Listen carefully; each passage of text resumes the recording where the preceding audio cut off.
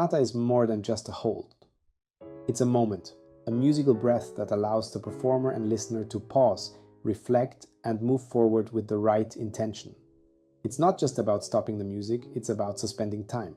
When you see a fermata, you have the freedom to stretch the note as you want, but don't let it become a free-for-all. You still need to keep the pulse, rhythm, and musical intention behind it. The beauty of the fermata is in the control you bring to the pause. Fermata is often used to create drama, tension, or emotional weight.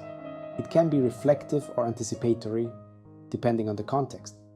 Let the length of the pause reflect the emotion of the moment, not just a mechanical hold.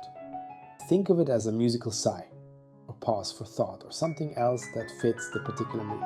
Don't let the fermata turn into a vacuum of silence or an unprepared stop. There's still a sense of forward motion. Even though time stops, you should still feel the pulse that will guide you into the next section. It's a controlled suspension. Once the fermata has had its time, release it with intent. Don't rush, but don't linger too long either. It should flow naturally into the next phrase, like taking a deep breath and then moving forward with clarity and direction.